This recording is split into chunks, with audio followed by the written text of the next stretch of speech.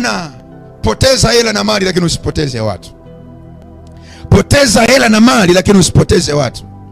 Poteza hela, mali, poteza dhahabu, poteza vitu vingi kwenye maisha yako, lakini usipoteze watu. Sikiliza, kuna mtu hapo, huko hapa, lakini unaweza kuwa unafanya kazi kwa bidii sana, umeajiriwa, unafanya kazi kwa bidii sana, lakini unadharau watu, hauheshimu watu, unawachukulia watu kwa namna ya kawaida, hauna adabu mbele za watu, hauna lugha ya heshima, hauna lugha yenye adabu na nidhamu. Ni mtu mwenye maneno ya kujigamba, mwenye maneno ya kujiinua, hauheshimu watu kabisa. Sikiliza, unajitengenezea shimo ambalo ukija kudumbukia hakutokuwa na mtu akuja kukutoa mle ndani, maana shimo hilo umejidumbukiza wewe mwenyewe. Kwenye haya maisha watu ni bora kuliko fedha na mali.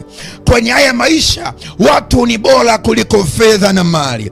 Watu ni bora kuliko dhahabu. Watu ni bora kuliko uwekezaji wa mabilioni ya fedha. Watu ni bora. Utu wa mtu ni kitu cha heshima na ni kitu cha haki na ni kitu cha thamani. Mimi nakuombea katika jina la Yesu Kristo, unapokumbuka habari za kuzaliwa kwa Yesu Mwokozi, kumbuka pia na kutunza utu wa watu. Tunza utu wa wahitaji, tunza utu wa wajane, tunza utu wa yatima, tunza utu wa watumishi wa Mungu ambao Mungu amekuzungushia kwenye maisha yako. Tunza utu wa watu mbalimbali walioko kwenye maisha yako. Unapokumbuka habari za kuzaliwa kwa Yesu, wakumbuke watu.